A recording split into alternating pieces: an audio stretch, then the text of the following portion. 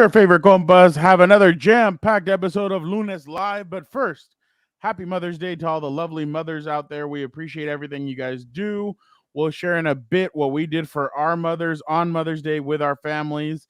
After that, we'll talk a little Chargers news, and we'll predict which NFL teams will surprise in 2024. Plus, Vic, the producer, joins us for NFL Rapid Fire. And, of course, we cannot forget to talk about combat sports. And also, this is week 2 of No Dan and Dago. He should be back next week. So I know some of you guys are very excited about that. But also, we just wanted to thank you guys, the fans, the viewers, for helping us get to 10K subscribers. You guys are amazing. We talk boxing, we talk UFC, we talk WWE. So for all you new subscribers that are here, we do a little bit of everything.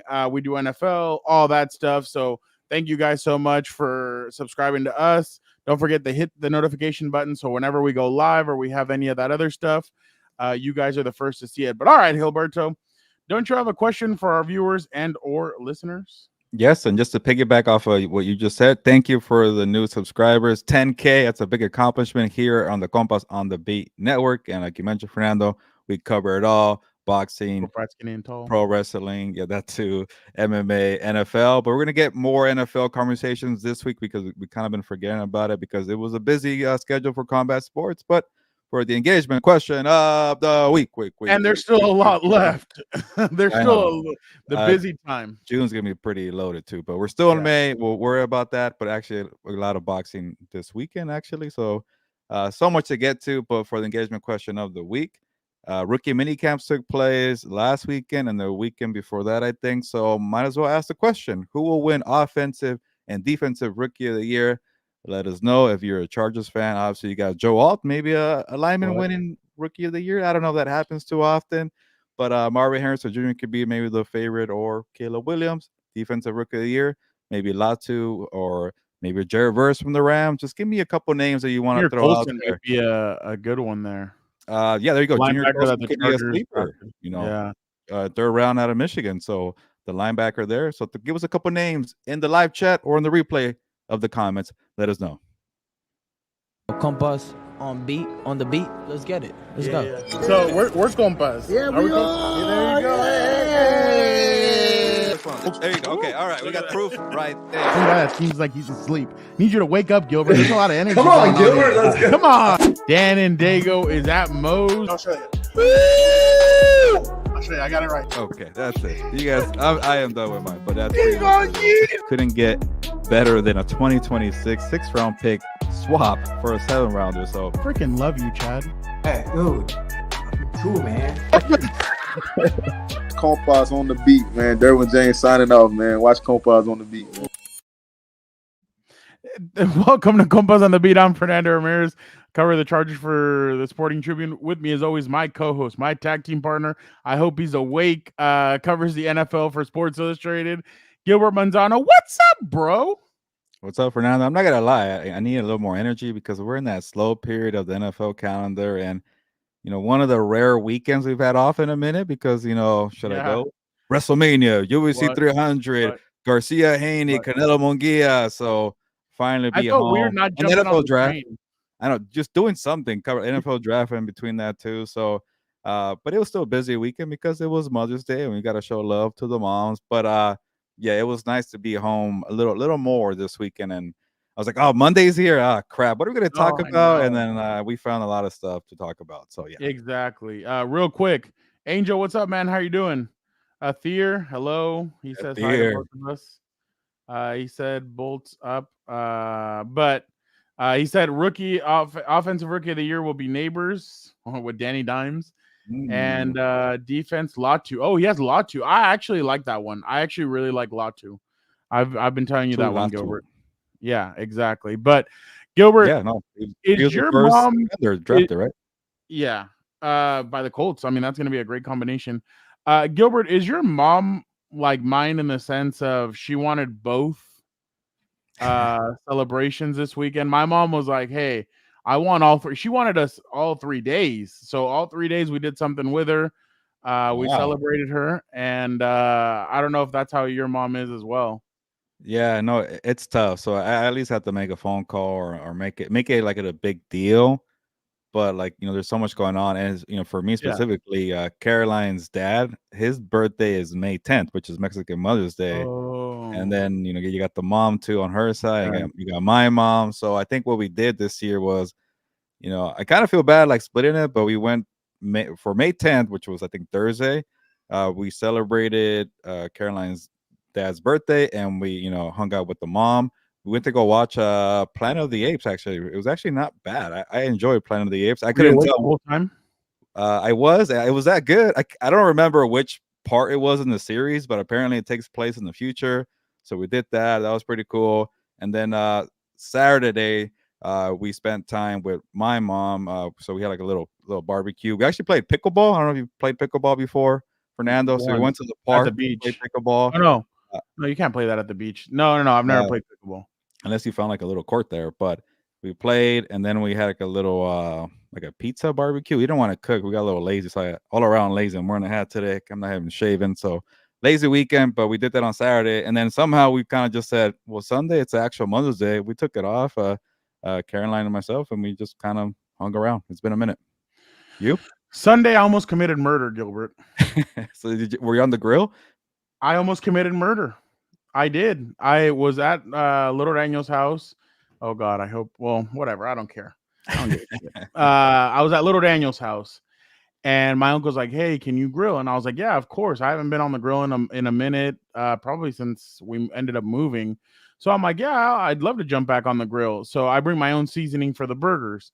Half of the people there did not want my seasoning, so I'm like, "All right, freaking." That's You offensive. remember the one time that Roman Reigns was joking with John, not joking, but he was with John Cena, and he's like, "You know why Nikki left you? Because she was bored of you, missionary, a missionary. That's the only position you like, missionary. Yeah, that's these people. That's what they like. But my people were like, no, throw the seasoning on there. Let's do it." So obviously, Dan and Dago was sitting right there next to me, and he decided to he was like, "Hey, I'll sit here with you." I'm like, "All right." Little Daniel was my sous chef, so obviously whatever I needed, Little Daniel would go and get it for me. And so well, before no, I'll get into that, and then I'll get into the other thing. So just real quick, so I start grilling and everything, and I'm a machine. I'm not gonna lie. I start going, and I'm like, bang, bang, bang. All right, I'm like, what's the name? SpongeBob SquarePants at over there at the no, you're good, at the Krabby Patties, whatever, Krusty Krab. There you go. And so all of a sudden, I get one of Little Daniel's cousins, because he comes over and he's like, "Oh, hey, can I throw on a burger? Do you need any help?" I'm like, "No, I'm good." And then my aunt came by and she's like, "Here, I would suggest doing this and this." I'm like, and I told my uncle, I'm like, "Uncle Daniel, get your people." I'm like, "I'm killing people. Like, no, leave me alone. I'm on the grill. Leave me alone. It's me."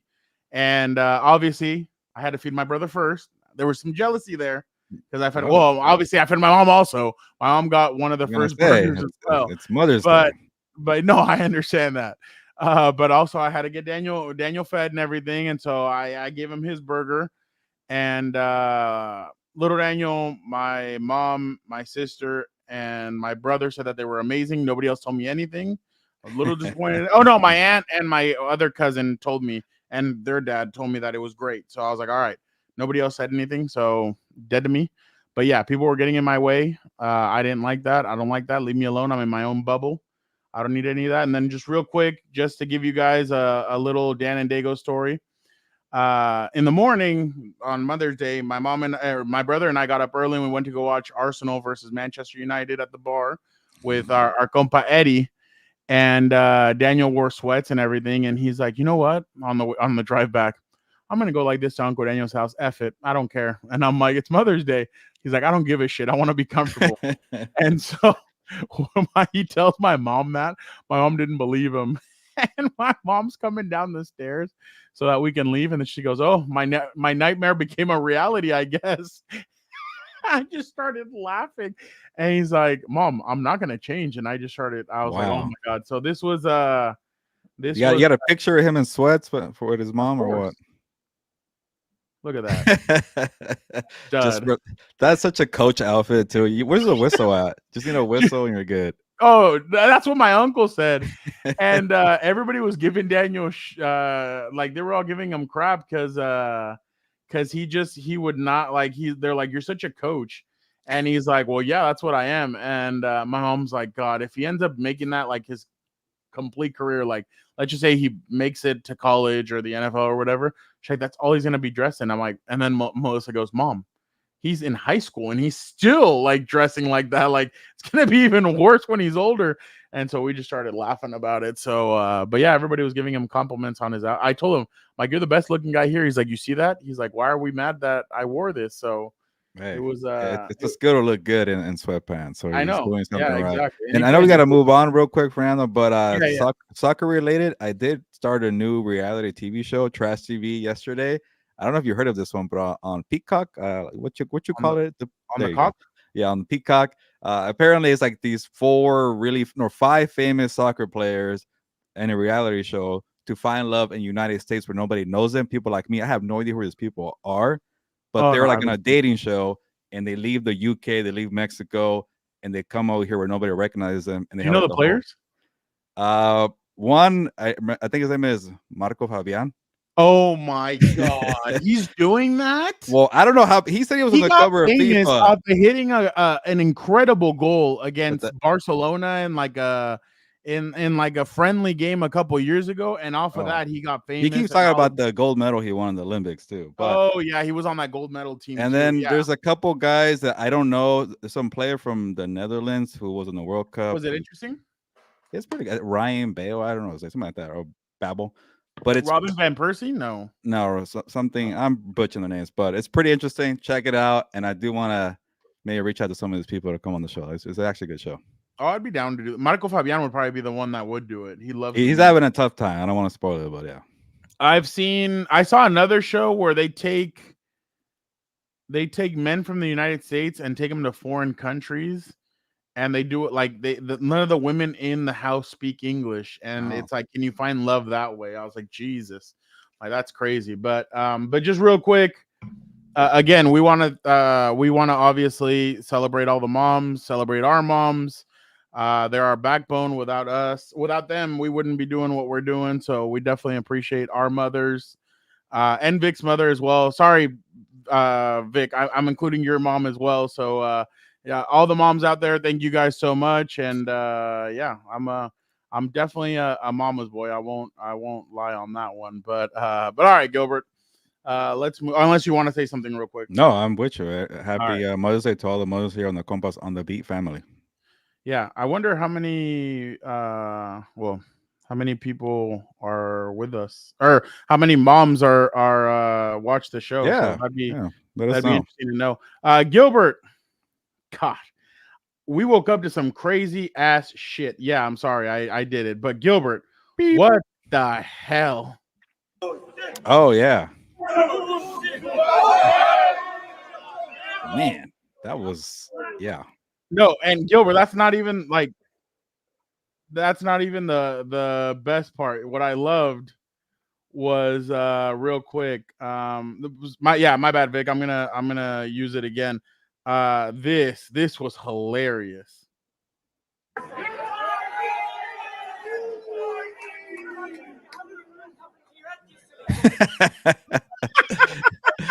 What happened to your head? By the way, Tyson Fury's dad reminds me of Dan Quinn. Like, he looks like Dan Quinn. Okay, I was thinking the exact same thing during the video. Dan Quinn, who got in trouble over the weekend wearing a shirt, by the way. Oh my God, in trouble. Wow, I don't know. It's the whole thing is just weird. That's intense. But dude, I couldn't believe I saw that, and I was like, oh my God. I'm like, the dad did it again. I mean, almost in every press conference. Yes, at the air. If you have a question for Gilbert, once we do the Charger segment, you can ask him the question. Obviously, I don't think this is a fight that you need to sell. I don't think you need to pull a De La Hoya Canelo unless they've already seen some of the pre-order numbers and they're kind of nervous about it. But I don't think you need to pull anything that anybody else is. I mean, this is Tyson Fury and Usyk. I think both of these guys are big enough names, or maybe I'm wrong.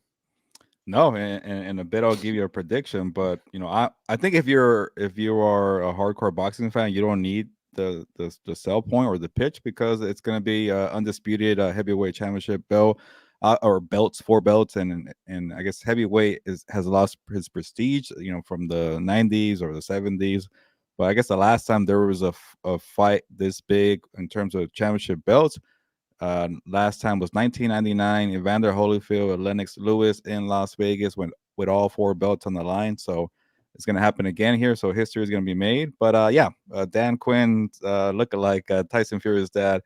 Yeah, he went overboard, man. I guess he got really bothered by it, and it just reminds you how many kind of what should I call the dads of boxing? They're a little out there, the dads of boxing. I just put that. I'll say that. So I think we need to do a list one day. Father's You and Day. I both need to come up with a list of boxing dads For Father's Day. like- Let's have a Father's nice Day. list. Boom. I love it. Yeah. Father's Day, we'll come up with our list of top 10 or top 5. Pound whatever for we pound want. rankings and the dads, like, Exactly. in terms of Yeah. craziest and Yeah. good trainer and things like that. Exactly. This fight, to me, I honestly don't think that they need all these shenanigans. Obviously, Tyson Fury's dad has been like this in the past. We all know. Even when it was Jake Paul versus Tommy Fury, he pulled out a couple stunts like this. He did some stuff like that. So I understand where they're coming from, but dude, come on. Like, this is a big enough fight. They don't need you. They don't need you doing all this stuff and pulling all this. So I just thought that it was I just thought it was, you didn't need all that. Like, for what? Why did you need to do that? So I just I didn't understand. Yeah, as long as it wasn't Tyson Fury getting involved, I think we're okay. But yeah, What'd you say? as long as Tyson Fury is not involved, we're okay. Oh, well, yeah, no, and that's exactly it. But it was so funny because Tyson even went at some of Usyk's people during the press conference. Me. Freaking Tyson Fury, man, he's wild. We need to get that dude on one day. I think we'd have I think we'd have a lot of fun with him on the show. Is it I know we're a little out of order, but you want me to give you a prediction? Just get it out the way. Yeah, no, but yeah, I'm sorry. I kind of started. I should have. I wasn't sure. Should I give you more? Or no, not? yeah, no. This is the Well, Fury. let's knock it out then. And Yeah. again, thank you to all. Yeah, let's knock it out. But Uh-huh. again, thank you to all the boxing subscribers here on the channel. I've been seeing all the support from the boxing supporters here. There we go. Combat Compas. So Tyson Fury versus Oleksandr Usyk. Again, like I mentioned, all the belts are on the line, all 4 of them, or even the Ring Magazine belts on there. And Fernando, maybe I'll surprise you here, but I'm gonna go with Oleksandr Usyk. He is a little smaller, but when it comes to skill and the way he picked apart Anthony Joshua, not once but twice, and I just don't know. Tyson Fury is a little older. Maybe the work ethic is not there. We saw what happened with Ngannou, and I know with Usyk, having to deal with somebody so big and so crafty and can move. And he also doesn't have the advantage of power like a Deontay Wilder, because somebody that massive, you got to push him back somehow. But I think Usyk is a guy who is very, he has good feet, good ring work, smart, good IQ, and enough pop to kind of hurt you. So I expect Usyk to, in a tough matchup, to maybe get more points on the scorecards. I might even say it could be like a close bout. So I'm gonna go majority decision. Usyk I keep thinking about Kyle Usyk, but Usyk. There you go. Oleksandr Usyk, the Ukrainian champion with the 3 belts there. I think he's gonna go get the upset. He's been waiting for this fight for a long time, Fernando. So I think for me, that motivation, that fire, that desire, I think Fury might have lost that a little bit. And Usyk, Usyk, there you go, has it. Gilbert. Listen to what my boy talks about it right here. You're fighting the best British heavyweight there's ever been. The fucking dauntless in these waters, me. You beat all the rest of them, but you ain't beat Tyson Fury yet, sausage. Look at him, his heart's pounding now. He's like a little pussy with an earring in. Shit house. I think he's getting annoyed of all the antics now. Well, I'm gonna be honest. I think I'm gonna go the yeah, Theo, go ahead, send your question. I'm gonna go the other route. I think the Ngannou knockdown was I think the Ngannou knockdown and him almost losing that fight. Technically, we all think he did lose. I think that might have been the wake up call that he needed to kind of be like, hey, step it up. He looked fat during that fight, and now I don't feel blame like him. It wasn't a real fight, but still. I know, but I can never go into something and say I'm gonna half-ass this. Like I've said it before. Like there's been times where I get angry or something, and I'm like, I'm just gonna half-ass it, and I can't. And I feel like professional fighters, he might have half-assed that fight, but I think there's no way he can go into this and say, you know what, my reputation is on the line. I need this. I know that he needs it more, but I don't think Tyson. I think Tyson's bigger. I don't think. I think I think you need power, like Ngannou. Ngannou has power. I think that's what you need to knock him down or knock him out.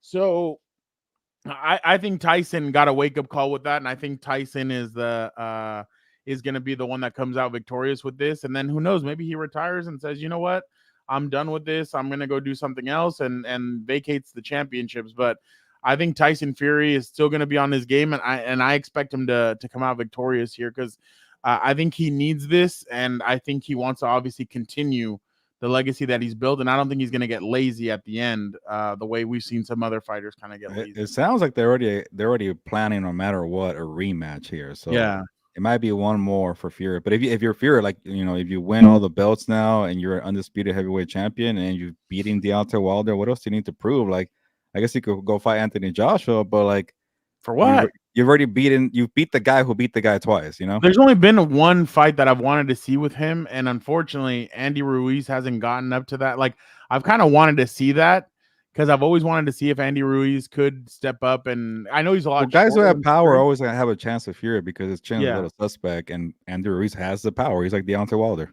Yeah, and I'd love to see that, but I know we're not going to get it because I just don't think Andy has fought enough in the last few years to garner a championship fight, unless he does something incredible in August to where you think, I was gonna say he's coming back soon. Yeah, so but I think Tyson, if he does end up winning, I could see him because he's talked about it in interviews before. He'd love to go back to WWE. The only thing is he has some legal issues that I don't know if he can. What's up, Jorge? I don't think he can come back into the US for the time being. So it might have to be at Clash. WWE, I was gonna say they spend a lot of time in overseas lately, especially through SummerSlam. Exactly. So we'll see what he does, but I have Tyson winning this. I just what do you got? You got decision, knockout. Oof, I want to go knockout so bad, but I just think Usyk is just way too skilled. So I'll go decision. I'll go split decision. It's a tough one. It's a tough one to call. Yeah, no, it really is because there's a lot of unknown. So Gilbert has Usyk winning by decision. I haven't even looked at the betting line, but I'm pretty sure it's pretty close. I'm guessing Fury is a favorite by a little bit, but yeah, I don't know, Fernando. I think Fury. Tyson Fury is the narrow 5-6 favorite to win. 3 out of 1 by TKO and 7 out of 4 by decision. Okay, yeah. Usyk I'm not surprised. If Fury has a size advantage, he has experience. So I get that, but I think people overlook the skill of Oleksandr Usyk. No, I completely agree with you. All right, Gilbert. Obviously, like I said, I jumped the gun. That's my bad. Good call, Jorge.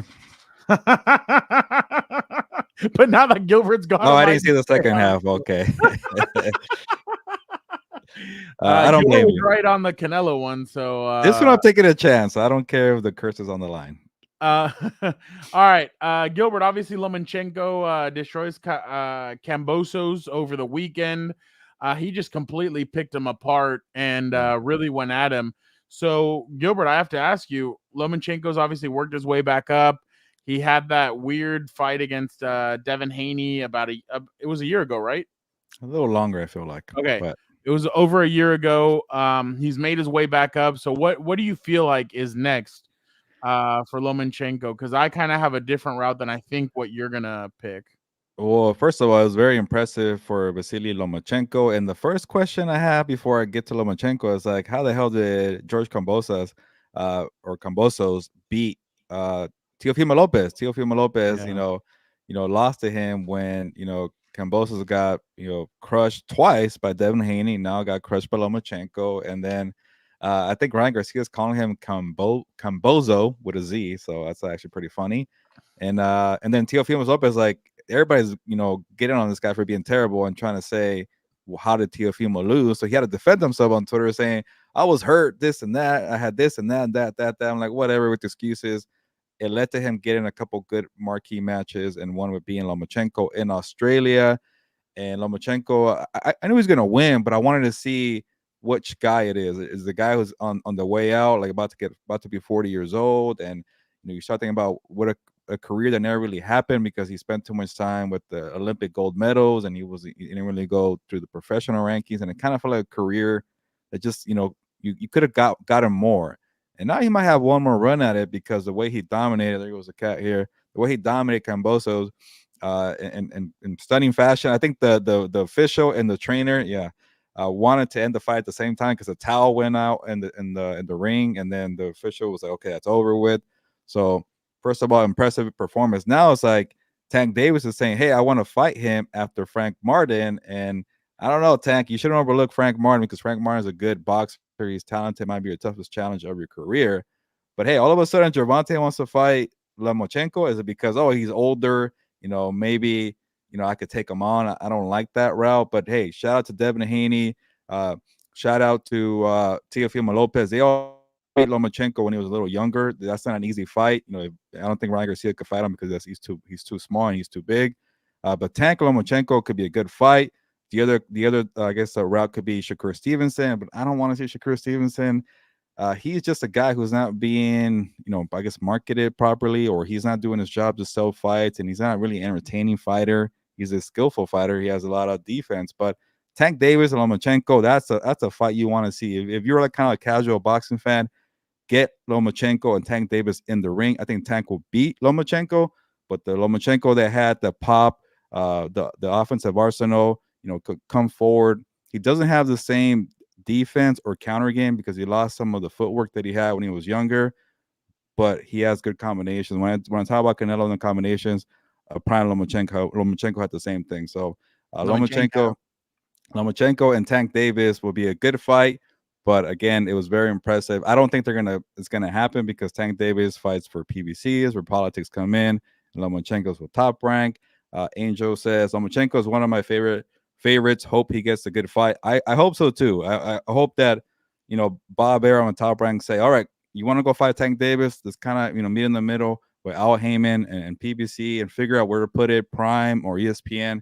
That's a good fight. I know Lomachenko's a little older, maybe like Triple G and Canelo, but I want to see that fight. And if Tank is through Frank Martin, let's make it happen for the career of Lomachenko. This guy won 2 freaking medals for Ukraine. Did everything that you wanted. Top Rank. He fought all the best of the best. He even fought a champion out the gate, and he lost to Orlando Salido, and he had to recover from that. He fought Devin Haney. He fought Teofimo Lopez. Everything you've been asked for Lomachenko, he's done it. Now go help out the guy and get a fight across the street.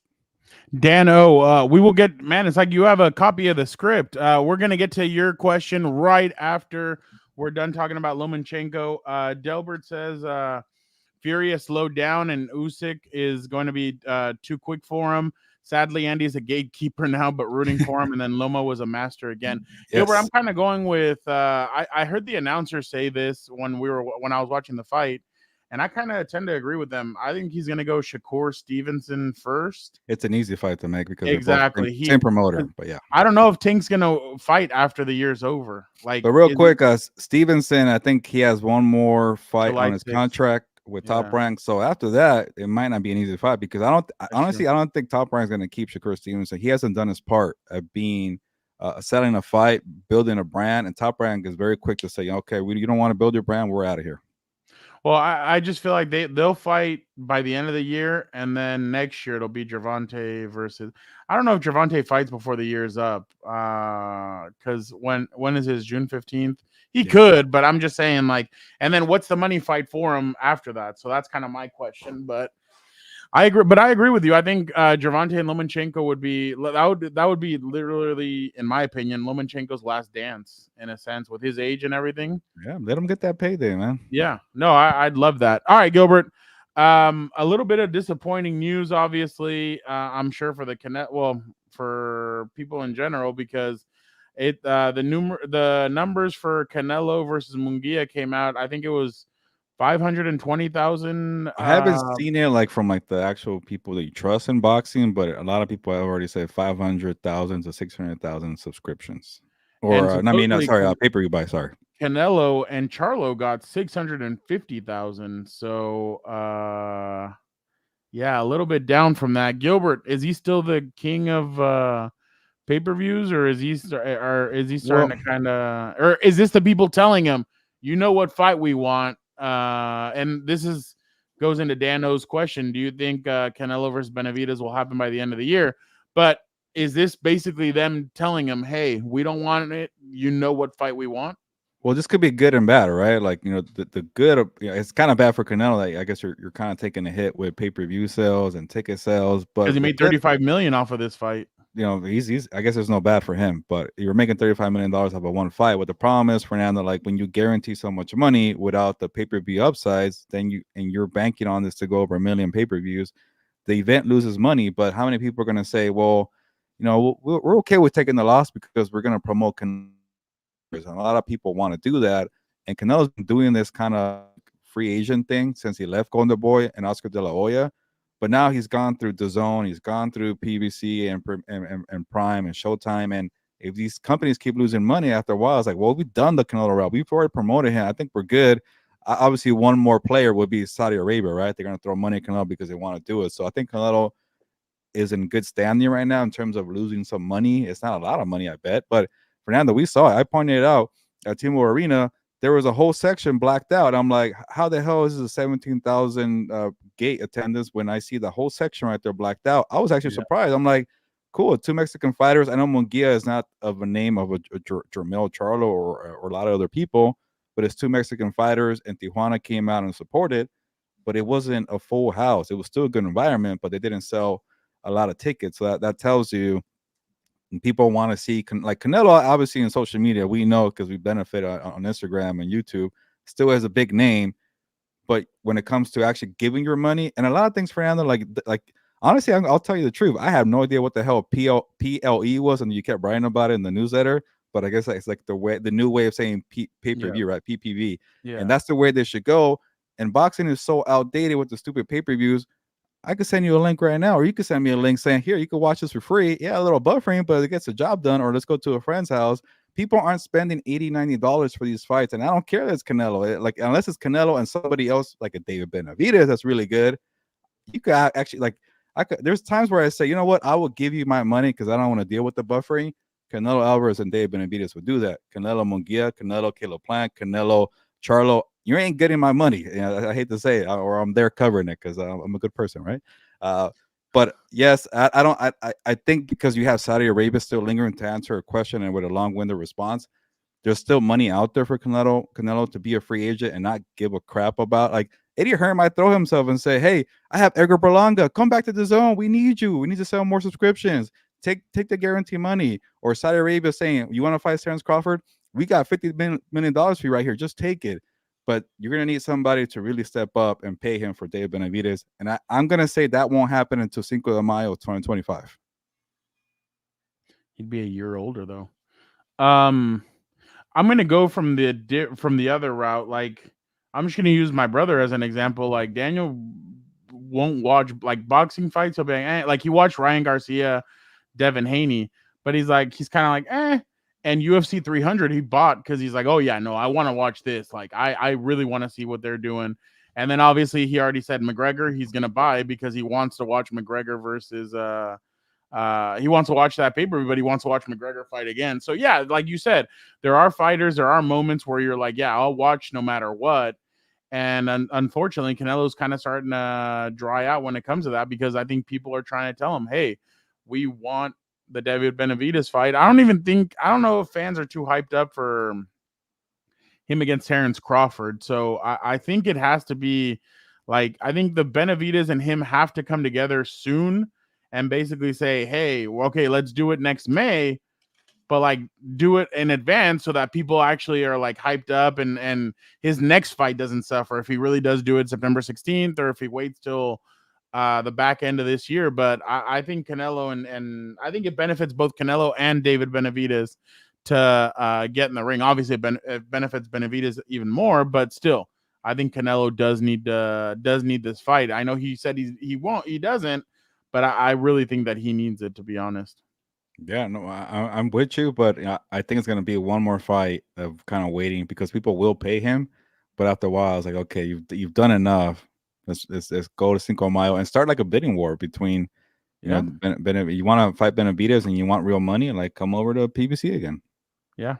All right. Let's move on now to some quick WWE talk, Gilbert. All right. I don't know. Yeah, I'm cool with it. Okay. Sorry, cool. I want no. Sure. Yeah, no. I was just like, okay.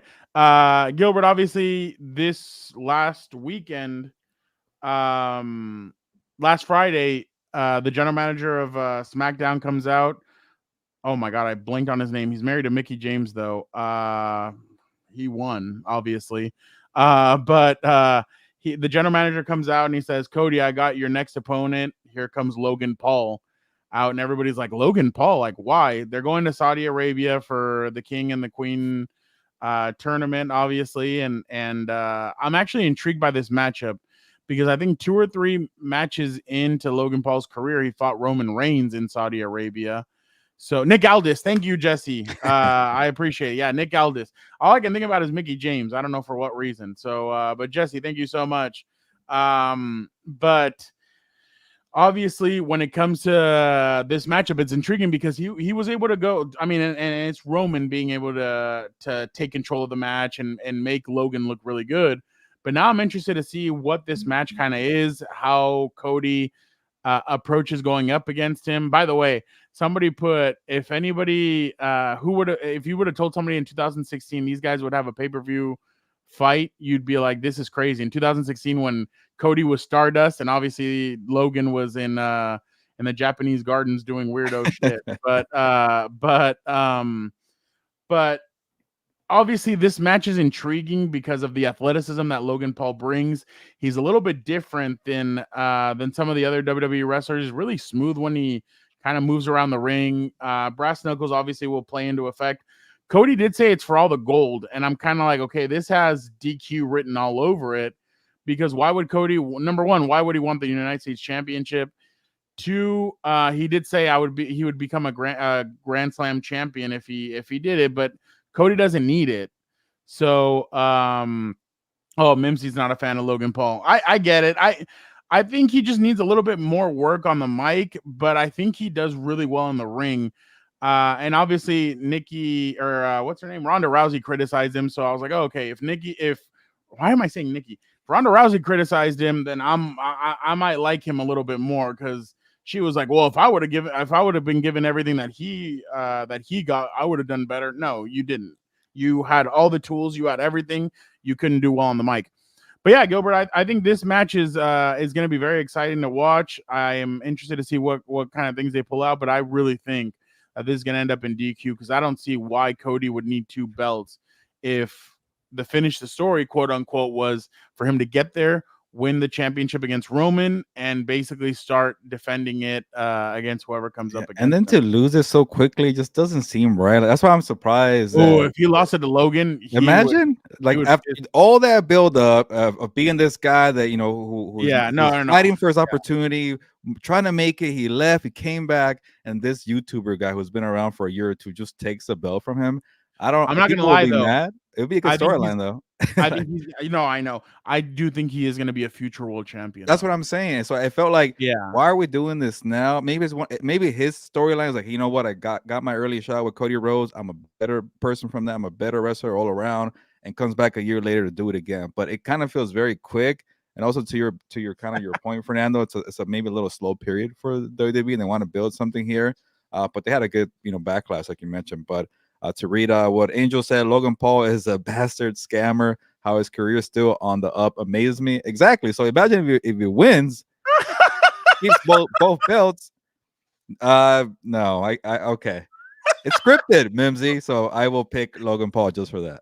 That's a good comment.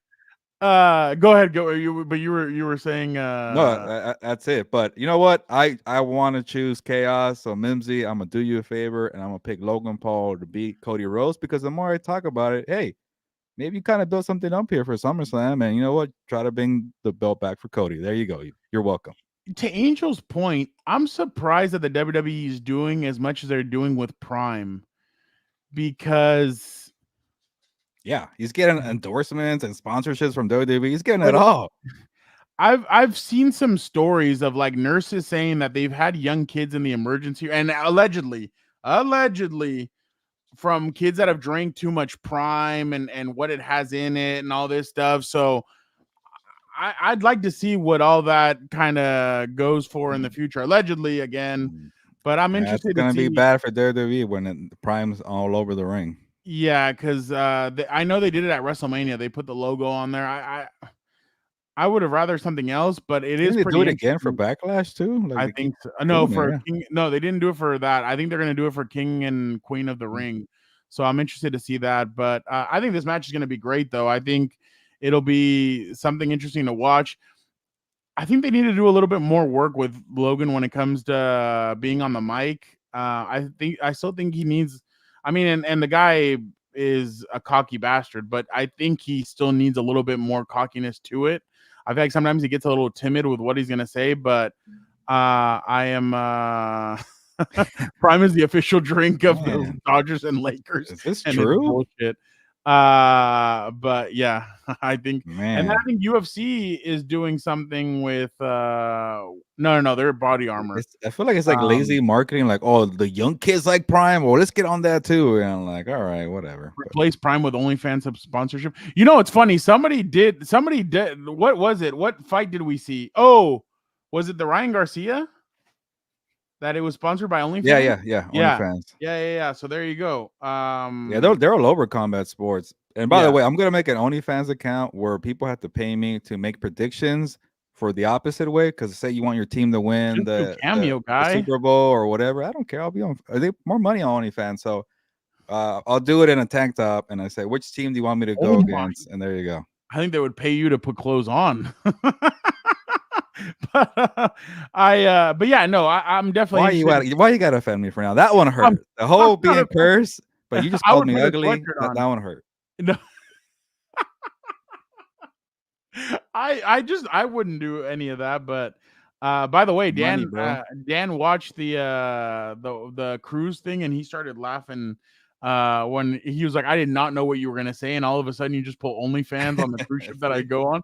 I'm like, heck yeah, I'm all down for it. So yeah, I've seen that, Mimsy, that there's a lawsuit against them. That's why I said I'm surprised that I've never had it, so now I'm thankful for that. So I did Delbert said you walked right into that one.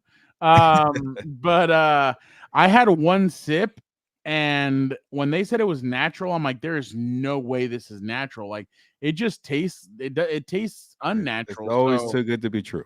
Yeah, exactly. So yeah, I just am interested to see what happens with this. But all right, Gilbert, are you gonna watch this King and Queen of the? Oh, well, real quick, are you gonna watch it? Is it? It's May what 20 something? I forget. May 25th. Okay, yeah. Why not? It's real in quick. What country again? It's Saudi Arabia. Okay. Yeah. It's real Saudi quick. Arabia. It's gonna be early. It's gonna be at around like 9 a.m. or something like that.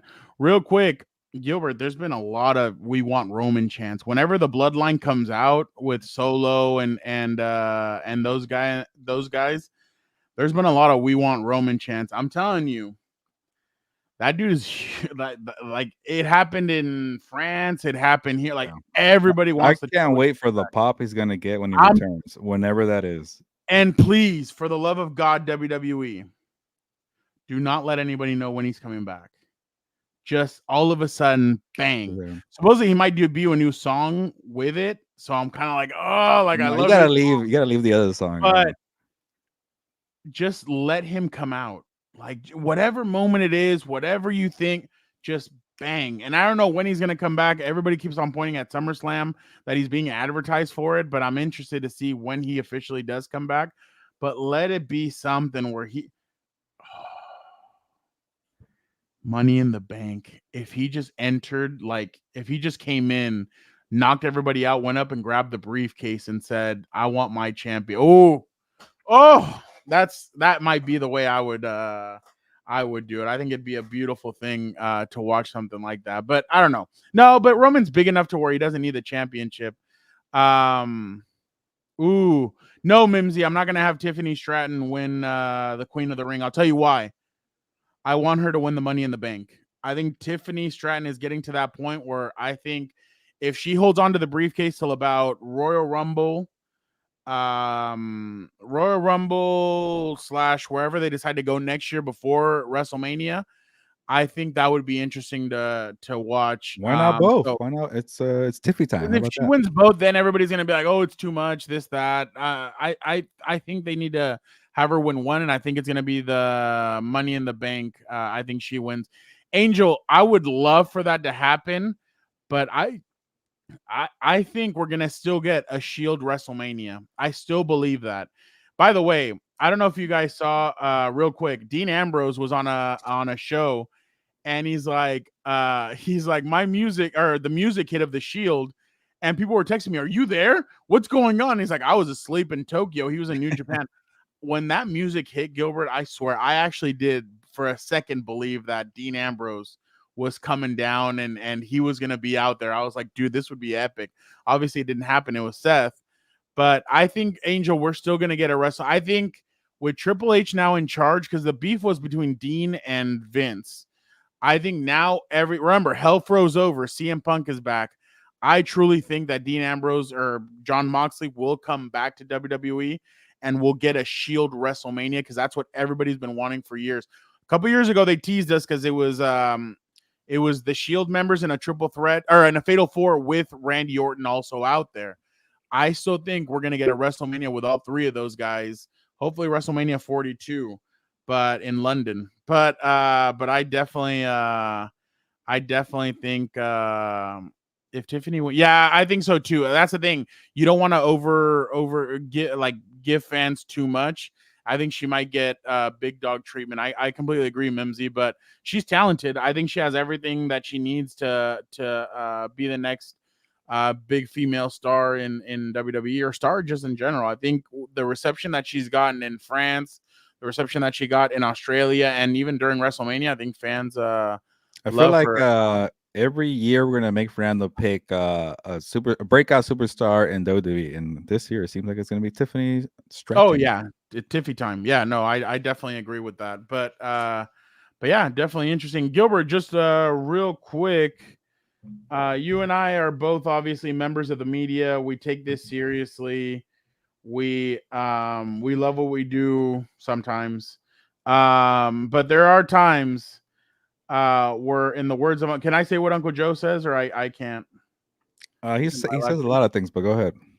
There's a lot of fuckery that happens, Gilbert. Okay. That's like your third F-bomb today, by the way. Oh, have I thrown out F-bombs? A couple. You got mad during the whole grilling session, and you got. Oh, did I say? Oh, I apologize. Kid show. I apologize for that. But Gilbert, obviously, during this UFC event, what was it? UFC. It was like a fight. Lewis. It was like a fight night. Yeah. Fight night. Derek Lewis. This question was asked to Dana White. We were talking to Derek Lewis this week, and he had mentioned that he might have been in talks with WWE as well.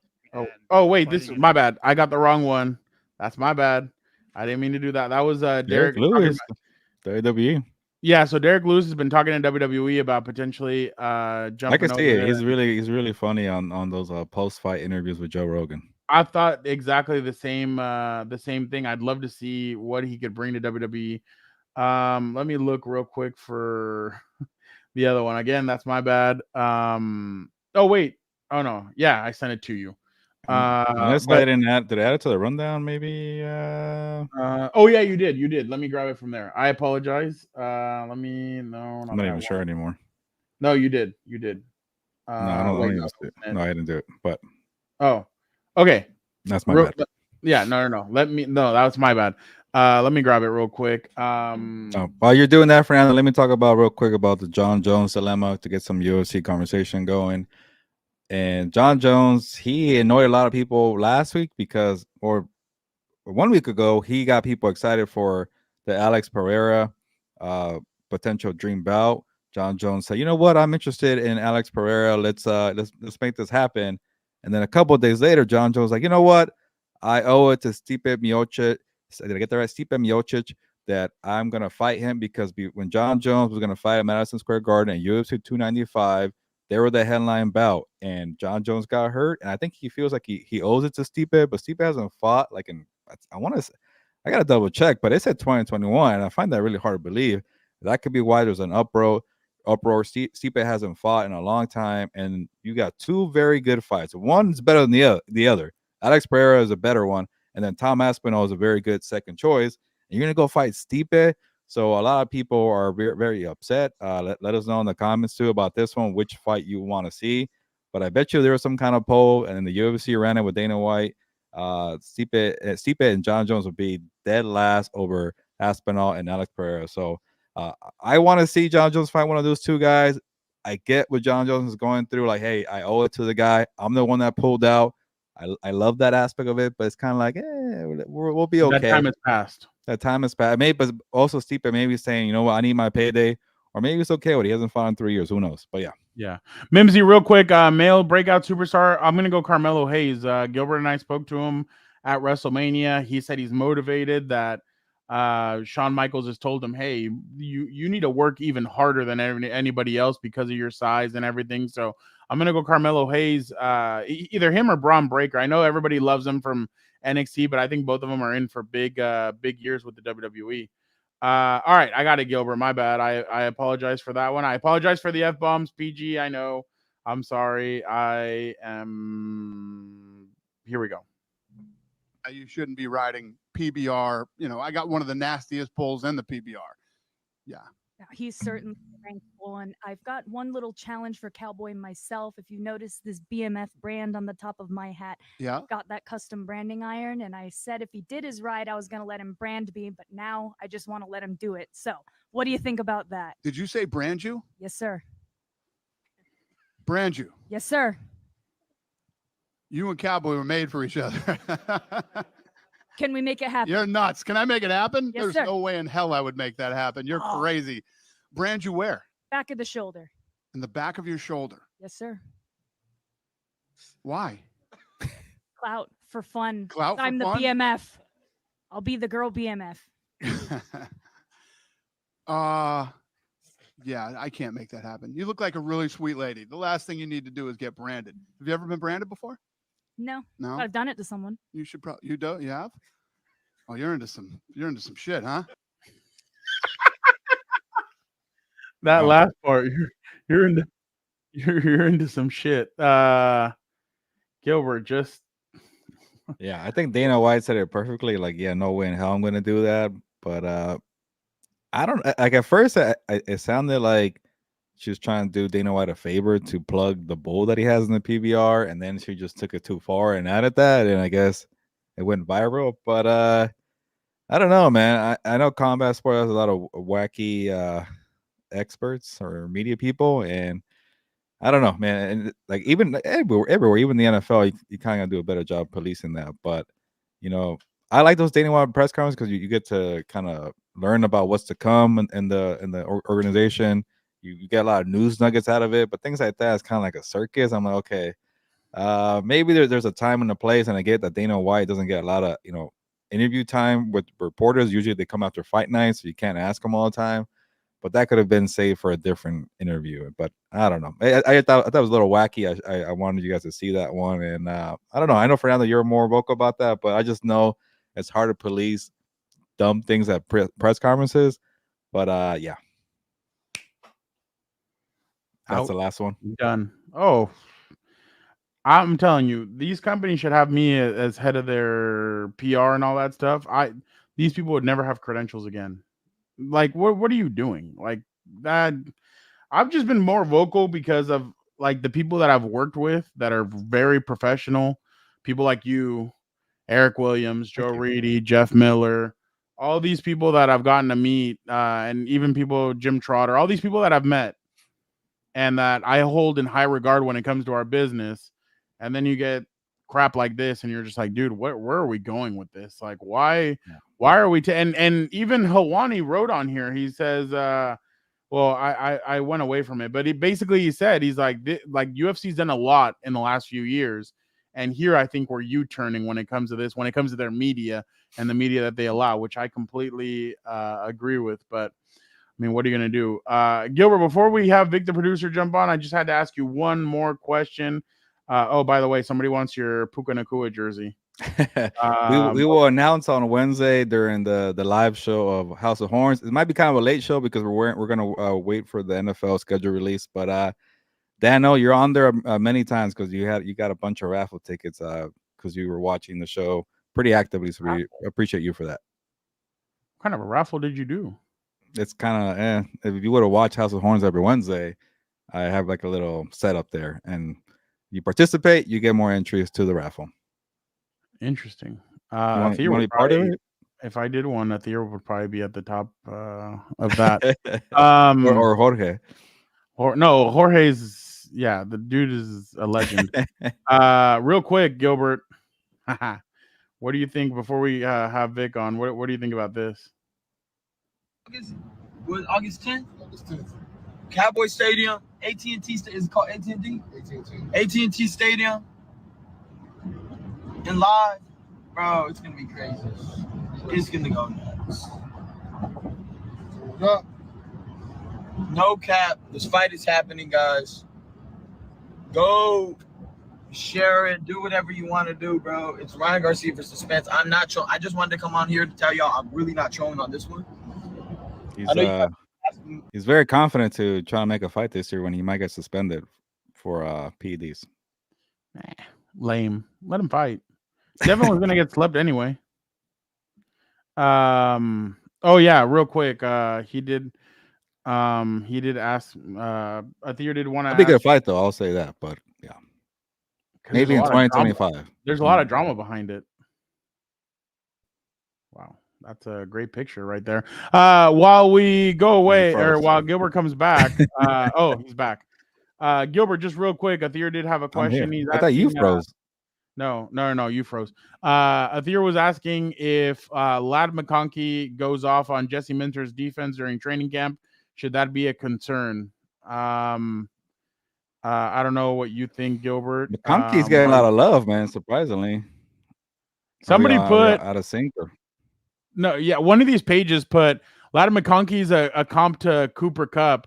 And one of our compas, Coach JB, was like, the only thing that's similar about them is their skin color. Other than that, there's nothing else that's similar to them. So no, Athir, honestly, Keenan Allen and Mike Williams would always make, like, I remember there was years where Antonio Gates would make the defense look dumb. Keenan Allen would do it as well. And then you're like, whoa, what's going on? And then during the season, the Chargers have one of the better defenses. And I'm talking about obviously back in the late San Diego era to the beginning of the LA era. Give a jersey away for What's Up Bolts. Angel, I don't know about all that. Maybe, I don't know. Maybe if Gilbert hooks me up with one, I don't have any jerseys to give out. So I don't know. There he is. There he is, Joe Morley. What's up, Joe? How you doing, bro? What's up with you? Hey, they had a Raiders weekend up in God knows where, and he didn't invite us. So I'm definitely not happy with that. So why would I buy you lunch? Get out of here. All right. All right, let's bring in Vic, the producer. Vic, shout out to Joe Morley. Yeah. Shout out. Hey guys, how you guys doing? Good. How are you? Doing well, sir. I'm doing Doing good. Fernando's on a three week winning streak here. So let's get to some rapid fire, and hopefully Joe Morley stays on because I have some Raider questions for you guys later on after rapid fire. So let's start this off. Do you want to go first here again, Fernando? The Joe Morley. What a jackass. Yeah, I'll go first. All right. Did the NFL get it wrong with not letting Jayden Daniels and Malik Nabers have a friendly bet for Offensive Rookie of the Year? 10K was on the line. I think Malik Nabers and Jayden Daniels got it wrong for saying it out loud, but I think they should have just kept it to themselves. But I still remember a couple years ago, a media member tried to ask Joey Bosa if they do steak dinners and stuff for sacks and all this stuff, and Joey's like, no, because betting's illegal. So I think the NFL was kind of soft for it, but I mean, we all know that the NFL stands for not fun league. So yeah, I'm a little disappointed in it, but it's the NFL being the NFL. I don't think that's a bad bet. I think that's just them joking around and having fun with it. I don't know if 10K was actually, I mean, I don't know if it's like one of those things where I tell Gilbert, hey, Gilbert, I bet you I make this basket, and I end up not making it. I don't know if it's something like that. And then obviously I saw the memes where people were like, he saw Danny Dimes throw during practice, and he's like, yeah, no, I'm not winning this. So let's pull this out. But no, I think the NFL is they're soft when it comes to this kind of stuff. I thought they should just let it go. I think it'd be funny. Jayden Daniels should be suspended for life. but yeah, no, I think it was soft, to be honest.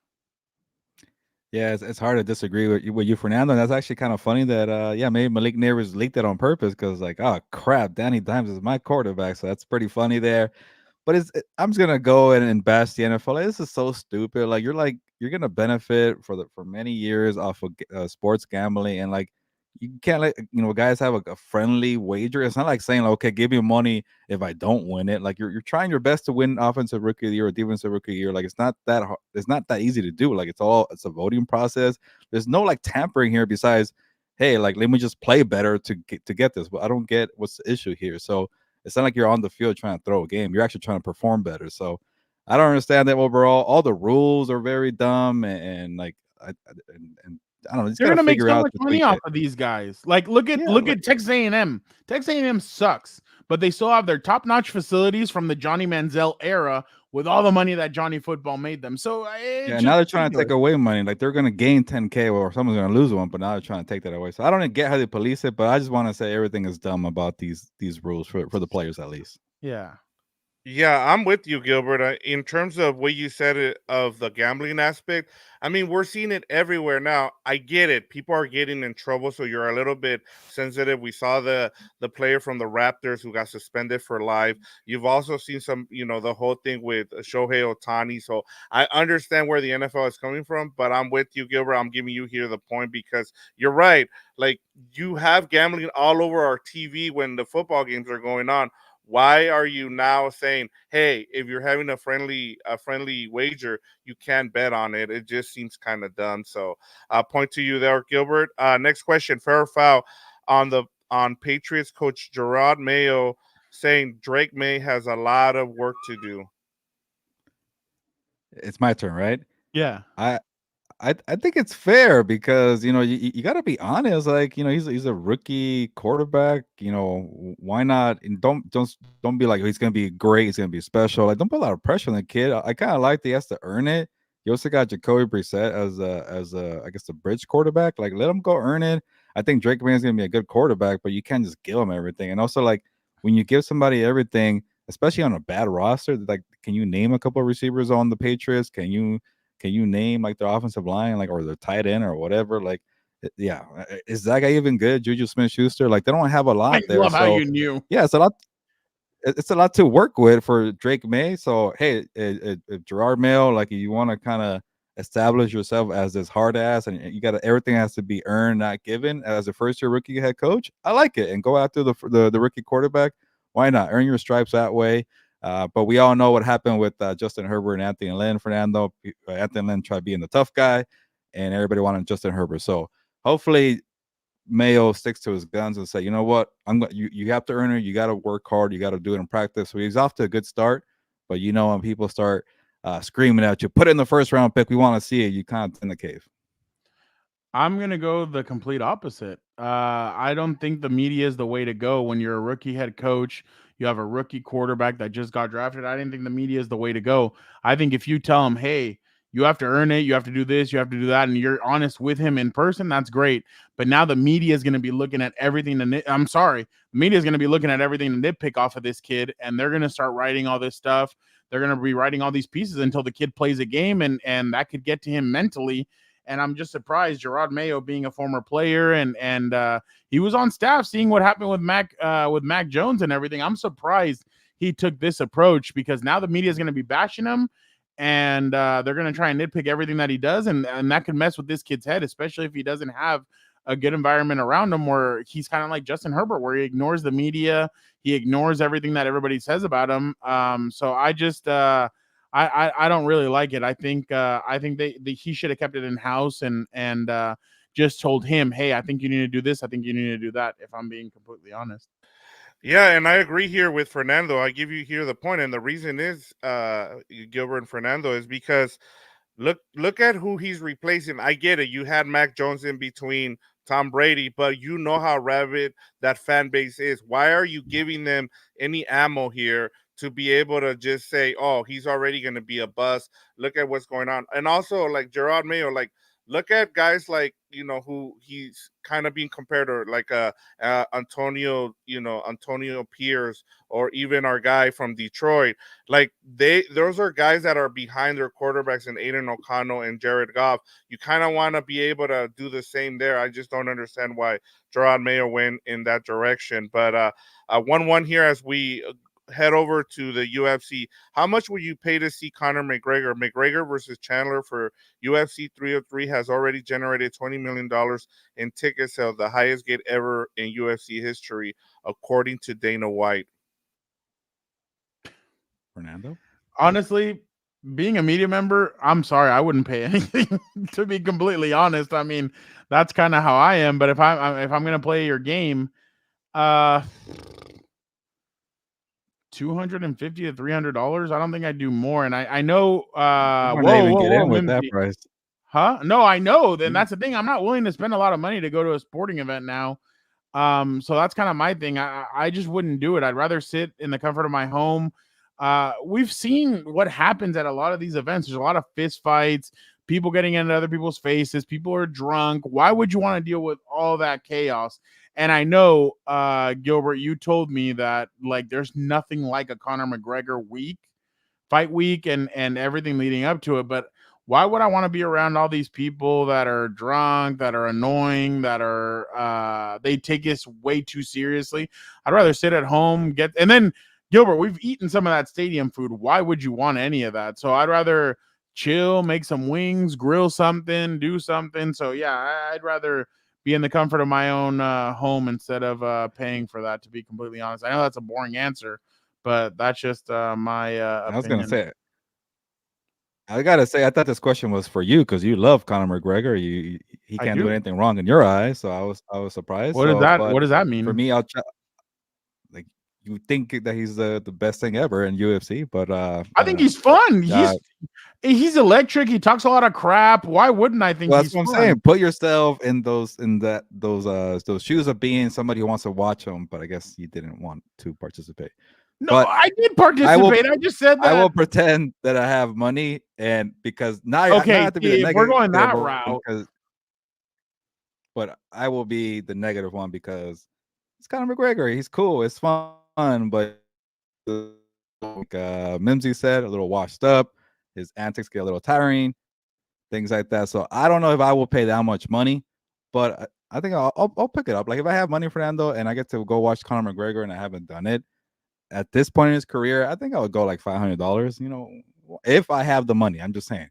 But in terms of like seeing like a legendary fighter not in his prime, I think I'll go for like $500. Wow, you guys, you're spending a lot of money on there, and I guess that's the going rate now. I mean, honestly, if you spend between $500 and $1,000, I think that's pretty much the going rate. So I'm with you, Gilbert. I think that's pretty much the going rate. Whether like even for a Canelo fight, like those big fights, you want to be there for the spectacle. I mean, I remember Mayweather McGregor, and like I didn't think it was gonna do that much. I was wrong about that, and it ended up making so much money, and it became such a big spectacle because of McGregor. And I think same thing. That's why Mayweather fought him. So I give you there the point. Moving on here, back to the NFL. Give us one team, Gilbert, that won't make the playoffs again this season, and like just give me like not a team that I guess what would be the best way to put this? A team that made the playoffs last year that's not going to make it this year? Yes, there you go. Gilbert, the teams were Is it me? Yeah, it is you. I forgot. Okay. Gilbert, By the way, is our Wi-Fi all crappy? Because I can't tell who's freezing and who's not. But yeah, it's you. Are you sure? Okay. I don't know. Yeah. Yes, but it's Gilbert, because you keep freezing on mine, but yeah. Gilbert, the teams were the Eagles, the Tampa Bay Buccaneers, the 49ers, the Rams, the Packers, the Lions, and the Texans, the Ravens, the Dolphins, the Texans, and the Cleveland Browns. Who does not make the playoffs next year? Yeah, this is a tough one, and you know what? I'll say this, and you might find it surprising. It's maybe I could change my mind, Fernando, but for right now, I'm gonna go with the Dallas Cowboys. I think they're gonna miss it because they have too much drama with their contracts. With Dak Prescott, with CeeDee Lamb, you have a lame duck coach and Mike McCarthy. You lost a lot of talent and free agency. A lot of them went to Dan Quinn and the Commanders. Yeah, you got some some good linemen in the first and second round to you having good defensive fronts and good offensive lines. But I don't know. I actually like the Commanders. I know Victor was trying to gas them up last year, but I think this year the Commanders could be better. I don't see anything with the Giants, but I think the Commanders and the Eagles will be pretty hard to beat. And I say the Cowboys miss out. Maybe it'll be like a fringe wild card contender, but I'll say they miss out because they just have too much going on, and it's going to collapse with all the drama, I feel like. You know what's crazy? I want to say the Houston Texans, but I'm gonna hold off on that one, and I'm gonna go with Joe Morley. I think the Miami Dolphins are gonna miss it, and I think there's gonna be a lot of turmoil when it comes to this because shout out to Dan and Dago because I when you look at the Dolphins, I didn't like the Odell. Why are you getting Odell Beckham Jr.? What for? Like what's he really gonna bring to your team that the other guys haven't brought?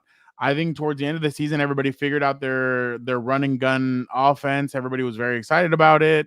I think I don't like their offensive line. I think it's a year older. Their defense is going to suffer. I really think their defense is going to suffer. Christian Wilkins is now a Raider. Xavier Howard, with all his issues and everything, he's now not there. You're going to leave Jalen Ramsey on an island. I like their safety from Oregon. I think that kid, Javon Holland, I think that kid's really good. But I just think they're I just think the two edge rushers are recovering from torn ACLs. That too, exactly. So I just don't think the Dolphins are going to be that good, and I think it might cost Mike McDaniel his job, especially because I think last year people thought that Tua had a solid year. I think he's going to regress, and I don't think their run game is going to be as good as it was last year. So I'm going to pick the Miami Dolphins. I don't think they're going to be as good. Yeah, exactly. They're building an Olympics track and field team. I just don't think they're going to win football games with it. I think they're gonna be worse than what people really think. I'm gonna say I like everybody's pick here.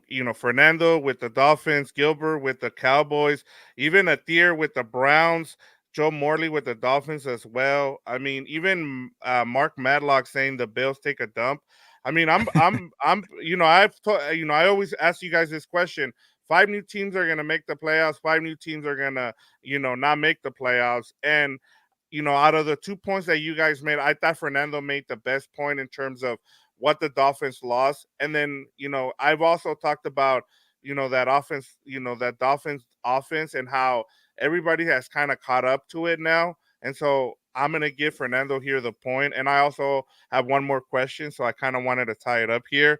So the last question as we go in, Fixing the you know, books. with Fernando on a 3-game winning streak here. If Tyson Fury were to return to WWE, who would you like to see the heavyweight champion feud with? Oh, easy. Drew McIntyre. I think him and Drew McIntyre on the mic, I think they would be hilarious. By the way, credit to Tyson Fury. Last time he was there, he didn't curse all that much when he was promoting and doing all the stuff that he did with Braun Strowman. But I'd like to see him and Drew McIntyre kind of go at it. I'd love to see what they would kind of throw at each other.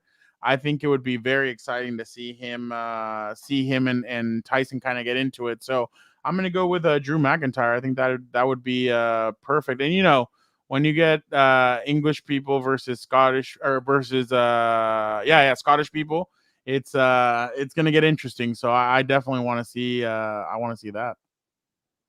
All right, Fernando. Not your boy, Logan Paul. He's been getting handed everything. So maybe he gets a feud with Tyson Fury. So no, I want something more exciting.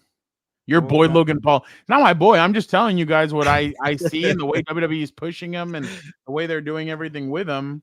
I'm gonna do your boy rankings. It's gonna be Conor McGregor and Logan Paul and who else? But it'll be like a future show. But to give you a real answer, I'll go with Damian Priest. I just really like the Judgment Day angle. Maybe it could be like Tyson Fury against everybody. He's a big monster. He's a heavyweight champion against another heavyweight champion and Damian Priest, and you have to deal with Dominic Mysterio. We'll see if Rhea Ripley comes back soon, but you got everybody else. Rhea's hurt. They're taking L. Like it's been hard to be a Judgment Day. Maybe that's why Damian Priest got the championship belt, because you got to keep that going. And I'm a big fan of Damian Priest. I love what he did with the Bad Bunny storylines, the good one and the bad one. And maybe if Fury comes back, keep building that heavyweight reign or title for Damian Priest, because I feel like you mentioned, he's gonna lose it at SummerSlam or lose it. We're all waiting for him to lose it. Hey, add a little wrinkle to it. Why not? Yeah, I'm with Gilbert here. I mean, I like that storyline in terms of like you know with Drew McIntyre. I kind of want to see what happens with him and CM Punk. So that's the only reason I would be against it, especially if Tyson Fury comes back if he's the one that comes back to WWE this year. So I'm giving Gilbert the win here just because I kind of want to see him go up against the Judgment Day if they end up coming back healthy. But as Fernando pointed out, they're starting to lose. But Damian Priest would be a cool kind of, you know, him feuding with him would be there. So Fernando's winning streak comes to an end. Gilbert, congratulations. I'm gonna say you felt bad for me, right? You gave me that one because I've been losing, so I appreciate that.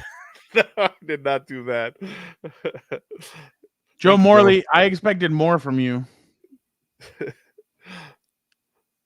What do you mean? Congrats there, Gilbert. He's a Gilbert guy. He's not a Fernando guy.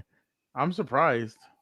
Yeah, Joe invited me to the Raiders event in Bakersfield. Sorry I couldn't make it. I didn't tell you, Joe. But he invited you? He didn't invite me. I remember he told me when we were hanging out in Philly. So what a scumbag! I was like, oh, that happened, and he had good content. Joe, you know what's funny? I actually would have shown up if you would have. Well, it was right. Day, so I would have shown up. I would have gone on the train. You just said it's Mother's Day, so you weren't gonna go.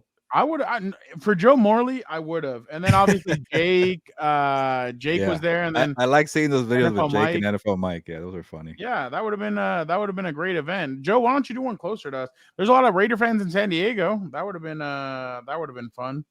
Well, that's a great segment for our 10 minutes with the Compas here. So let me start off, since Joe Morley's still around, and I kind of want to start off our NFL segment here with some NFL stuff. So the Raiders, as we mentioned on the show last week, will be holding their training camp in Costa Mesa, and it has been reported that the Raiders cannot open their practices to the general public because the Rams and Chargers have territorial rights in Southern California. This does not apply to the Dallas Cowboys because they were grandfathered in when the Rams and Chargers moved back to LA. So should the NFL allow the Saints and the Raiders to open practices to the general public when they're here in Southern California, guys? Whoever wants to start, go ahead and I'll go first because I'm already on the screen here. Yes, freaking yes. I was gonna say a different F word. Yes, let them have fans. Like, don't be intimidated by Raider Nation, Chargers fans or Rams fan. Like, Southern California is a massive area, like LA County, Orange County, Ventura County. Like, what the hell were these old Stone Age rules where you can't like territorial rights and like what the hell is this? Like, some like, oh, this is my land or you're coming to my territory. Like, it's not a gang war. Like, like, can we just all watch football and choose what you like? Like, what's the problem here? So if you're the Chargers or you're in the Rams, just say who cares? Like, the Rams are out there in San Fernando Valley. Like, it's LA. No one's gonna drive. Like, you choose where you want to go. Like, if you're a Chargers fan, you're not going to Costa Mesa to see the Raiders because they're rivals. So, Costa Mesa is so far away from El Segundo, far away from Woodland Hills. For Cowboys, Oxnard is super far. I guess the only kind of issue is the Saints in Irvine and the Raiders in Costa Mesa, but they're different conferences. Like, they're not even rivals. Like, who cares? Like, let the Saints, let the Raiders do their thing, and let the Chargers have their own, I guess, event at the new headquarters. So to me, LA, like, if you want to make one exception, Southern California is it. It's massive. No one's gonna drive. Like, no one's like, you're gonna go where you want to go and let people have their choice. I think it's more on ownership than it is on the fans. I don't think the fans are the ones that kind of kill Segundo. The other ones are going to be like, oh, well, we're up in wherever and all that. I think it's more on ownership, and I think it's a damn shame if they don't allow this to happen. Because if I'm the Raiders, then I mean, come down to San Diego then and do your training camp down here, and nobody's going to fight you on it. So I just think it's a disappointment because obviously Raider fans are huge. And besides Chargers and Rams, you're not going to stop Raider fans from being Raider fans because you don't allow their fans in there. So Joe Morley actually wants them to stay in Las Vegas and do their training camp from out there. So, but I just think that it's a shame that they're doing that just because there's so many fans here. And especially because in LA, like there's fans in LA, there's fans in San Diego, Oakland, Las Vegas. So everybody could come out. I think they would actually have to shoo people away, Gilbert, if I'm being completely honest. I think if fans, like the first day of training camp, if they allow fans, they're going to have to shoo fans away because there's just going to be way too many people do it for a week to do something. That's what I'm saying. Like, they need to do something, like, especially because come on, that's terrible. And if they're not going to allow it, then the Raiders should do something right by the Saints. Hold an event out, like outside of the training camp, and maybe take some players over there and have them sign autographs and meet fans or do something to that extent. But I just think it's terrible if they don't allow either fans to go there because it's a shame. And we've seen that the Saints have a lot of fans in Southern California. So don't be like that. You're not going to gain anything. You're not going to lose anything if the Raiders and Saints have their fans there. So it's just, they never opened up training camp? Really? Well, that was under that was under the old regime, so that's also the thing. And then, I mean, I'll say this in terms of, and I agree with Mark Medlock. I think you also have to think about business in terms of here. Like, we're talking about, what it's going to do for Costa Mesa. Like, the Raiders, are donating money to improve. They're putting in locker rooms there. They're putting new field in there. So. And also, you're talking about what it can do for, the city of Costa Mesa, what it will bring, the businesses. That also helps there. I just think you're missing an opportunity. Also, you want all these teams. I've also heard that before the Raiders got Costa Mesa, the Texans were also looking to move to Costa Mesa as well. So teams want to move out to California for their training camp. You should allow them to. And if you're going to do that, you should open it up to fans to be able to come and see their team. And, to Joe Morley's point as well, he likes it because not a lot of Raider fans are allowed to, to show up. And so he's able, because he probably has credential, he's able to go and see. But I know for a lot of Raider fans, this is the only time they're going to, especially for those who live in Southern California, this is the only time they're going to get to see those players. So for me, I think it's an opportunity lost. So, kind of moving on, guys. The NFL leaked a couple of games, and so I kind of wanted to get your guys' thoughts on it. Fernando, we saw that the Ravens are opening up against the Chiefs at home. I mean, for the Chiefs, and then the Cowboys at the Browns. Is there a game that you kind of want to see? Now that we haven't heard Monday Night Football or Sunday Night Football. And one of the matchups I know you from the past that you've talked about that you never want to see again is Cowboys and Giants. Is there one that's still out there that could be a possibility for you that you want to see in week 1? Shoot. I can give you some that you could have Atlanta going to Minnesota for the Kirk Cousins Bowl. You could have the Broncos, the Steelers at the Broncos. Kind of see what Russell Wilson does. I think one of them could be no, not Cowboys is gone now. You could have the Jets and Dolphins. There's some other good matchups. Like 49ers, Rams. Would you want to see a divisional? Maybe even Chargers and who was I? Chargers and Bengals was another one I saw from what was it from Rich Eisen today? That would be an interesting Monday night game, but you know what? The only reason why I want to see Dolphins versus the Jets is because I want to see what 49ers Lions would actually be a really good one. Wow, look at Joe Morley. Oh wow. Okay, Athir wants Chargers at Falcons. That actually would be a good one. Week 1 right off the bat to test them, but shoot. Yeah, I'm gonna go with the Dolphins. I want to see what Aaron Rodgers has. I want to see, is he still the same Aaron Rodgers as he was before, because we only got 4 plays of him, or is he the Aaron Rodgers that's basically done and he's on the way out? So yeah, give me the Dolphins and the Jets. I want to see right off the gate what Aaron Rodgers is gonna look like. But the only reason why that Cowboys and Browns game interests me is because I want to hear how Tom Brady is on the telecast. That's going to be his first game on the telecast, so I'm interested to see how Tom Brady does, and has he put the same amount of work excuse me, that he did when he played the game to now he's gonna do the same when it comes to being a commentator. So I'm good with either one of those. 49ers and Jets would actually be a fun one as well. God, Joe's on it, but Gilbert, go ahead. My bad.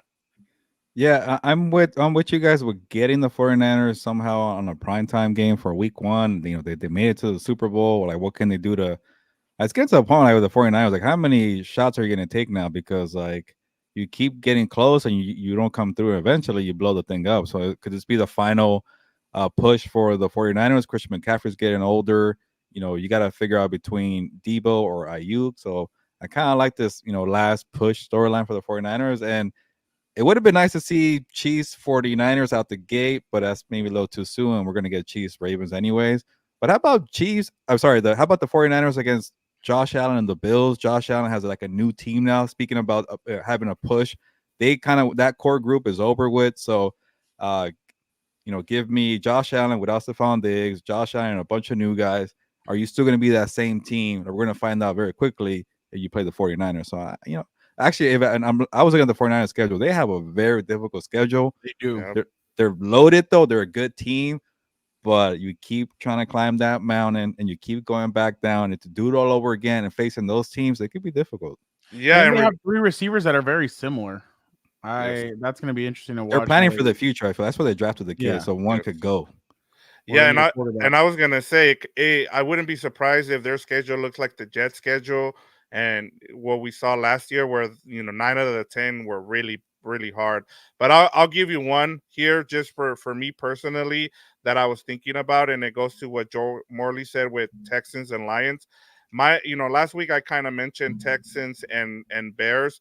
I kind of want to see anything with the Texans. I know they kind of got screwed last year where they didn't have any primetime game until they got to the playoffs. So I kind of want to see, Cowboys and no, not Cowboys, sorry, Texans with anybody. I mean, it could even be the 49ers. I just want to see what that team can do. And as to with Fernando said, they have a lot of expectations with that team. I kind of want to see how the rest of their offseason goes, because I think a lot of people think, kind of like how we talked about the Seahawks last year, where everybody thought they might be the 3rd best team in the NFC, and I didn't buy the hype. I think I'm in that same boat with the Texans. I am excited for their offense, but I want to see what they do the rest of the way. But I think the Texans deserve a good matchup, and they should be on prime time So yeah, that's going to be definitely interesting. But Gilbert, you ready to go? Yes. Can I get one more segment in? Because we didn't, because it's in the title, and I feel like we got to talk about it, and we didn't discuss it. But going off of that, I want you guys to give me one surprise team in the NFL for 2024. You already said teams that won't make it, like the Cowboys. And what was your team, Fernando? You said the Dolphins. Dolphins. One team that didn't make the playoffs last year that's going to make it this year. And SI has been asking me to do predictions because the schedule's going to come out, and I'm getting a little out there. And let me give you a few names, at least in the NFC, Fernando. The Commanders are on my radar. The Bears are on my radar. And here's the biggest surprise of teams that are on my radar: the Arizona Cardinals. With Marvin Harrison Jr., I think they might make from last to, not first, but last to wild card contender. So give me, I gave you three right there, and I'll pick one for sure. I'll they don't say have a quarterback. Yeah, I know you don't like Kyler Murray, but I'll just say this: Kyler Murray, he's not the worst quarterback. He's not the best, but he's somewhere in the top 12, top 15. And you give him Marvin Harrison Jr. And I was really impressed with the play calling of Drew Petzing, the offensive coordinator. You got James Conner. You drafted Trey Benson, the Florida State kid. The offensive line is pretty good. So, Dan, are you still wearing your sweatpants? Because if you are, jump on and stop talking, okay? Because you haven't been on in a couple of weeks. But this is the surprise team / curse team, and I'm not picking them just yet to make the playoffs. But the Arizona Cardinals are on my radar. It could be 9 wins, it could be 10 wins, but I like the coaching.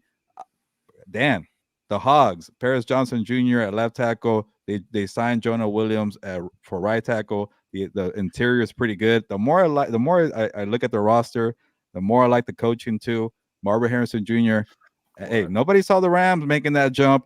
Dan's boy, Matt LaFleur, and Jordan Love and the Packers. Nobody saw that. Well, I guess Victor did, but nobody saw the Packers. Nobody saw the Texans. Fernando had the Buccaneers.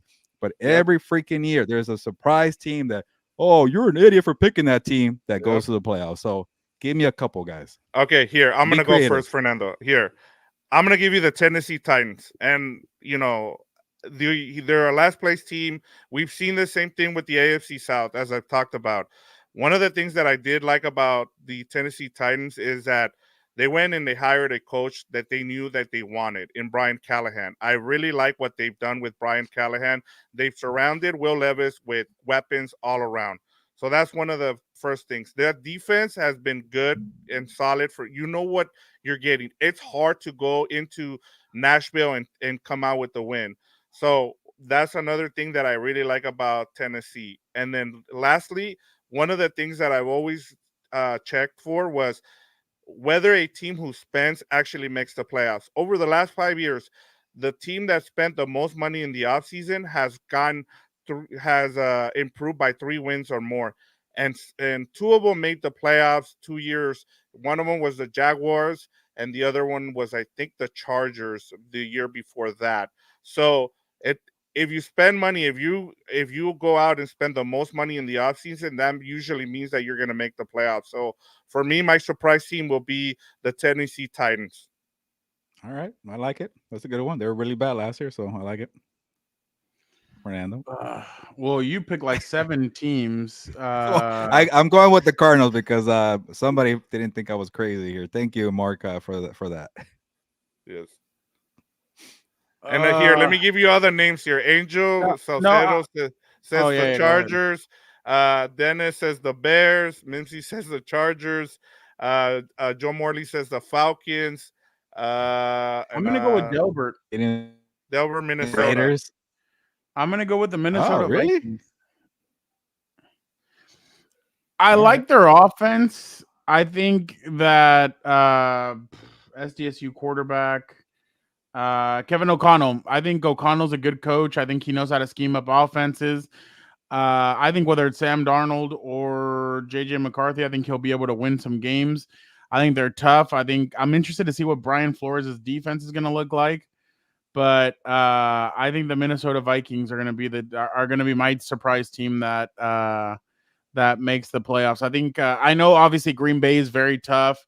Chicago, I have questions about their quarterback. And then obviously, who the hell else is that in that division? The Lions. I think the Lions take a step back next season, especially with them Really? just I paying. think the Lions Jared might be the Goff. best team in the NFC. They just paid Jared Goff. Ooh. I like the Packers winning that division.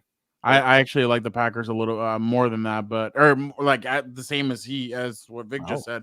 But I think the Minnesota Vikings are going to be a team that might surprise some folks this offseason. So yeah, I'm going to go with them. So yeah, I just some of the other ones that you guys are. I mean, shoot, you know what? Can I change mine? I like somebody better. Sure, I gave you 3 names, so go ahead. No. I take mine back. The Indianapolis Colts. I really like the Colts going into this year. I think the Colts were they were a 4th down away from making the playoffs. I don't give a crap. Everybody expects the Houston Texans now to win that division, to be the team and everything. I think the Colts defense. I'm with you, Fernando. I'm with you on there. I think the Colts improved that defense. I think they got better on offense. Now, can your guy AR5 actually do something? Or is he going to get jammed up and not being able to be that quarterback? So I'm going to go with the Colts. I really like the Colts. I think our guy Shane Steichen is a top-notch guy. So I definitely am excited to have them or to see what the Colts do. But I'm going to go with the Colts. So, but yeah, that's mine. So Vic has the Tennessee Titans. Gilbert, I just think that one's just going to be really tough. Shut up, Joe. Is that who you're going with? No, that's not who you went with. Hey, a lot of us picked the Panthers to make the playoffs last year. Huh? A lot of us picked the Panthers to make the playoffs last year. So that shows what the I hell was we one know. of them. I had them winning that division. I didn't pick the Panthers picked to win them. shit. Yes. No, hell no. Real quick to Mimsy's point here, she says, but can the Cardinals defense stop anyone? I am worried. It's a surprise team. I didn't think it all the way through, but the defense is a little suspect. I'll give you that, Mimsy. Gilbert, you're putting your hopes and prayers on Kyler Murray. Like the guy watches Marvin Harrison Jr. I don't know. They kind of remind me of the Rams. You got one stud wide receiver to make things work, and it could be Marvin. And then honestly, I'm high on Jonathan Gannon. He was very, with the crap that he had last year of a roster, he was very competitive. That makes it feel like when you add more talent, and they drafted Darius Robinson in the 1st round, they drafted a couple corners. I think the defense is going to be a problem, but I think the offense could be nice. And I know I'm going down the limb here, but last year I chose the Packers to win the NFC North. That didn't happen, but they made the playoffs. So I got to give myself some kind of credit for being cursed here, apparently. So I know some stuff. Dan, get the hell off the comments and jump on the show. What the hell are you doing? He's a busy guy. 2-week vacation, my ass. By the way, well, guys, I'm gonna be out on the field so late. I'm so tired. Yes. I gotta wear my sweatpants all day. I can't Thank make you. it Oh, all. Dennis, I can't put it up there, but yes, I agree. All right. We appreciate you guys so much for jumping on another episode of Compas on the Beat. Angel, that is damn right. The fans really wanted Dan to come back. What a tease. Oh, he's too busy on Dan will be on back. his freaking phone. he said vacation is work now. Oh, I'm too busy for the Compas. Dan versus Gilbert. Gilbert, I wouldn't be talking. Your June is going to be pretty busy with what you're doing on the side, so Dan's going to give you crap. Football team and us. But make sure you guys tune in next week. Next week is the much anticipated return of Dan and Dago. So we'll do all that. We'll get his thoughts. I have some good stuff for Dan. There was a lot of quarterback rankings that came out that I need to show him. So that'll be interesting. Colorado still stays in the news, so we got to get our expert on it. So Dan versus Gilbert will sell more than Canelo. But yeah, make sure you guys tune in. We got that fight poster, that picture we took at Costa Mesa. Oh yeah, that was a good one a couple of years ago. Yeah. Sorry, go ahead, Fernando. No, you're good. Make sure you guys subscribe to the newsletter. That'll be out this Thursday, so make sure you guys subscribe to that. Make sure you guys hit the little notification button on the YouTube so that we can so that you're notified when we go live, when videos drop, all that good stuff. Like Gilbert said, we have a lot of cool stuff coming up. There's some fights coming up that we should be a part of. We will be a part of. So make sure you guys are tuned into that. Make sure you guys follow us on Instagram as well at Compas on the Beat. We've been really going up on there, so make sure you guys tune into that. And also, don't forget Wednesday, Gilbert and Vic will be going live to talk about the schedule. Dan still won't be back, so I am thinking about doing a little beat writer roundtable to talk about the schedule with some of these guys, but I don't know what their schedules is like. I'll be asking them. So don't if nothing happens and I wasn't able to do anything, but make sure you guys stay tuned for What's Up Bolts, because I might be getting the guys together and seeing what they think of the schedule. I just don't know what the time will be yet. But yeah, make sure you guys tune into everything else. I was given an indication that supposedly Compas FC will be back soon, so we'll see about that. But yeah, supposedly. But there's a lot of good stuff happening. There's a lot of rumors about potential players that could be going to San Diego FC, so that's exciting to see. Sergio Ramos, Kevin De Bruyne, Chucky Lozano. Well, that one Marco is not Fabian. as exciting as the other two. Huh? What do you Marco say? Fabian. This guy. Marco Fabian. Stop with that crap. Oh, From Las people want Jeff Chivas. Miller. Yeah, that might be that might be. El You know Jefe, what, Jeff. Gilbert? Real quick, I don't know if the schedule is going to be as provocative as I it didn't has think been about in that. years past. What will they do to top it? Yeah. I don't Can know they if- top it? I don't know. Do if they keep somebody it going wants- with anime? That's a good question. I don't know if somebody wants it topped. If I'm being completely honest, there's a new sheriff in town. I don't know if they're gonna want all Can that. Can I give a question for What's Up Bolts? What is it? How many primetime games do the Chargers get? Like, do they get 6?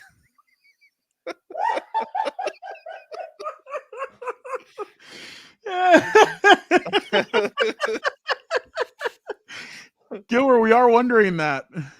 Yeah. Oh, My he's staying quiet best on friend that one. is it Dan and Dago? No. You know who he's talking Is it Danny? about. No. I don't know. I have a lot of. I like this. Mr. Raiders versus Insider. What's it called? That's a pretty good game. Yeah. What they have? Thanksgiving. What did Do they they have play in last? Detroit? Yeah, I think so. That would have, it would that would have be to in be. Detroit. Yeah, it would have to be because it's Thanksgiving. You know what? For that, but I have I Rams. remember the Rams are in Detroit. That's what I'm. I have Rams for the Rams at Lions. I'll say 49ers, I think, go to the Cowboys. And then that night game, I think it'll be Baltimore at